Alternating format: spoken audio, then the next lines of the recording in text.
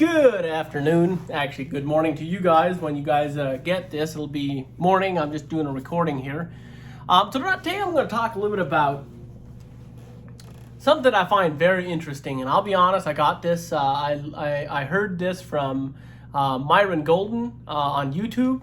And I highly recommend you go check it out and you learn from this.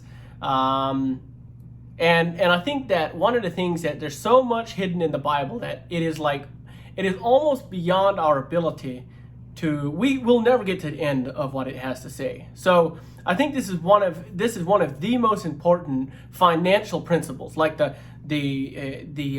financial security principle, or I'm not sure what to call this, but my point is that this is one of the most important financial principles that is in the Bible, and surprisingly enough, it comes from Ecclesiastes. So a lot of people, they read Ecclesiastes and they tend to think it's kind of a negative chapter. It's kind of like negative. Well, I would say it is more about being aware or being realistic about the bad things that can happen. Now, we got to understand the time in the life when Solomon wrote this. See, his first part of his life, he was walking with God purely, 100%. And then the next part of his life, after that, was when he was walking astray. He was not walking with God. He was not living in a way he should have been. His heart was turned after other gods. But toward the end of his life, he repented from that and he straightened out his life again. And it was during this period that he wrote Ecclesiastes. So definitely I think there's some incredible wisdom because it's toward the end of his life, and it talks about some of the most important principles that he's learned in his life.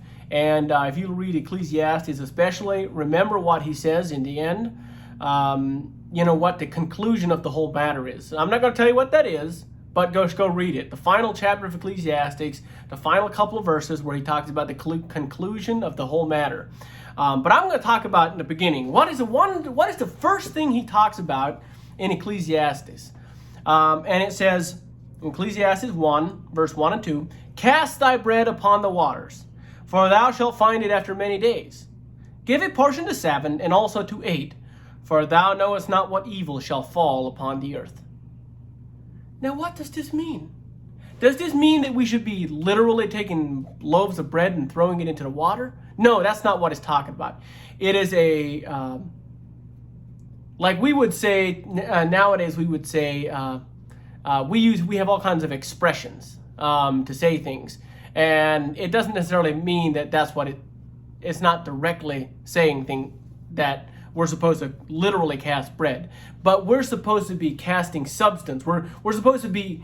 I believe this means we're supposed to be investing in things for the future. And not just in one thing, not just in 2 things, but into 7 and also to 8. Now, it's very important that we understand that, it's like, people have talked about the principle of don't have all your eggs in one basket. In other words, don't depend on just one thing for all your income. It'd be like, for me as a contractor, it doesn't mean that I can't stay in the roofing business, but maybe that means just not do just one type of a roofing system, or maybe I have 2 locations in my company, or maybe it could mean not just one customer or one type of customer or one industry customers, but I have customers in multiple industries. But I think it's about multiple streams of income. We got to think about ways that we can bring in multiple streams of income through the same entity, and in our own life. Like maybe it would mean owning, if you have a farm, maybe not just have one farm, but have 7 or 8 farms, or 7 or 8 locations, or maybe it would mean having a farm, but also selling feed or selling fertilizer or whatever it may be. It doesn't really matter. My point is that I think the principle is that we're supposed to have multiple streams of income.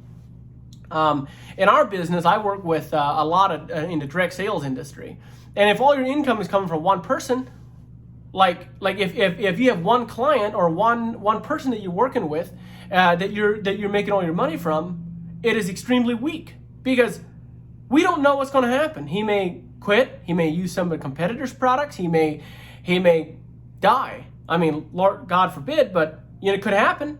What if that happens? And you're depending on just one. It's like a one-legged man. That's very weak. We need to have multiple streams of income, and we need to be looking for ways that we can increase value in more than just one way. But in this says 8 ways. Now, what I love about when he says 8, you see, 8 is the number for infinity. Like, as if you lay 8 on its side, it's a number for infinity. Like, if we want to truly create wealth infinitely, I think it's important we have multiple streams of income. It goes right back to Genesis 1, and I think it was a couple episodes back, I actually talked about this a little bit, where I was talking about the Genesis 1 principle. The first principle is be fruitful. So first off, we have to start with 1. It doesn't matter. You got to start with 1. And as you get 1, you use those resources, then it says, and multiply. Like, you cannot multiply until you start with 1. You have to have at least 1 to begin your multiplication. So you have to have your first fruit before you can have more fruit. So you take the first fruit, you take the seed, you plant it around, and now you have multiple trees grow up. And then from this tree, they all start bearing fruit. And then and you can just multiply it, and it's like an exponential multiplier. And in our business, in our life, I think that we also have to use the same principles, that we start with where we're at. We start with 1, but the goal is to get to 7 and 8. It said, like it says, cast thy bread upon the waters, for thou shalt find it after many days. Give a portion to 7 and also to 8, for thou knowest not what evil shall be upon the earth. Why? Why would we strive to have multiple sources of income? Very simple. We don't know what's going to happen. So with that, hope you guys are having an absolutely amazing day. Thanks for listening. We'll talk with you next time.